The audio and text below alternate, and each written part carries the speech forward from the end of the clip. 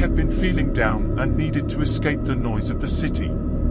I chose to take a solo hiking trip in the Scottish Highlands, a place I loved and remembered as serene and peaceful. But my trip there took a strange turn from the start. I started to feel drowsy and sick during the day, and I couldn't shake the feeling of exhaustion. The once beautiful landscape now seemed hostile and sinister. The air felt thick, and the scent of pine was replaced by a strange, almost metallic smell. The sky, usually so blue and clear, was now hazy and a sickly green. That night, as I sat by my campfire, I saw strange lights in the sky. They looked like stars, but they moved and danced in ways that no star could. I felt an almost irresistible pull towards them, like they were calling to me. The next day, I set out on my hike, but the world around me felt even stranger. The trees looked twisted and malformed, and I felt like I was being watched. The drowsiness and sickness continued to plague me. And then, just as the sun started to set, I suddenly felt like I was being watched. Then I caught a glimpse of something behind a tree. The face was looking at me, but this was no human face. It was a sickly pale, with large black eyes. I turned around and saw another one staring at me.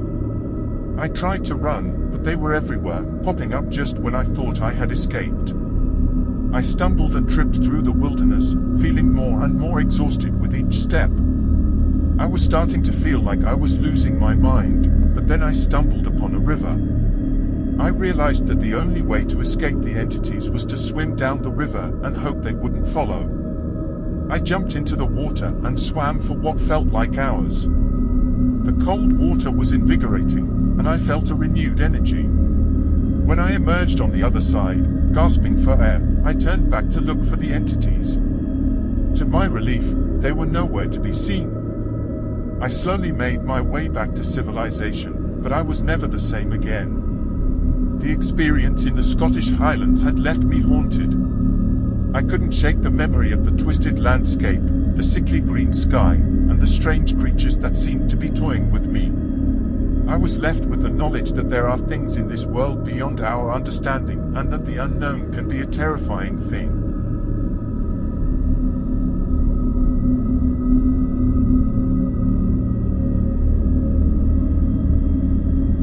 I was a British soldier, stationed on a remote Scottish island during the height of World War II. My comrades and I were tasked with keeping watch over the North Atlantic, guarding against any potential enemy incursions. The island was barren and inhospitable, with nothing but heather and rocks as far as the eye could see. One night, as we sat huddled around the campfire, we heard a strange noise coming from the nearby cliffs. It was a mournful, keening sound, like the ghostly howl of a banshee. We all looked at each other in alarm, knowing that this was not a sound that belonged in this world. We grabbed our weapons and set out towards the cliffs, our hearts pounding in our chests. As we approached, the howling grew louder and more intense, until it was almost deafening. Suddenly, a figure appeared out of the darkness, floating above the cliffs. It was a ghostly woman, her long white hair whipping in the wind, her eyes gleaming with an otherworldly light. We were paralyzed with fear, our weapons suddenly feeling like toys in our hands. The ghostly woman spoke to us in a voice that was both beautiful and terrifying. I could not understand the language, but I sensed anger in her. She warned us to leave while we still could, before it was too late. Despite our fear, we stayed on the island, determined to do our duty and protect our country. But strange things continued to happen. Doors would open and close on their own, footsteps echoed through the halls at night, and objects would move of their own accord. One of my comrades, a young man named Jack, claimed to have seen the ghostly woman again. He said that she had appeared to him in his dreams, showing him visions of a bloody battle that had taken place on the island centuries ago. As the days went on, our nerves were frayed, and we were all on edge. And then, one night, Jack simply disappeared. We searched the island high and low, but he was nowhere to be found. His body was never found. It was then that we realized that this was not just a haunted island, but a cursed island. The spirits of the dead were still roaming its shores, seeking revenge for the atrocities committed against them. We left the island as soon as we could, our nerves shot and our minds haunted by the strange and supernatural events that we had experienced. I tried to forget about the island, but years later, I read in the newspaper that archaeologists had discovered the island had been the scene of a Viking massacre, and there were evidence of pagan ritual sacrifice to the Viking gods, involving the sacrificed local population.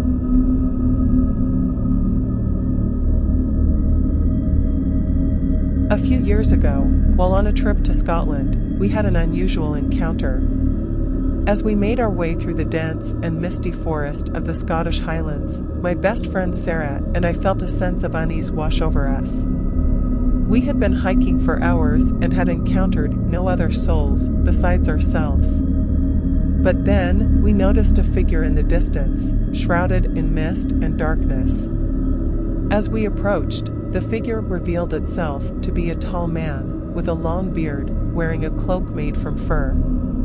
He did not speak and only stood there, watching us with piercing eyes.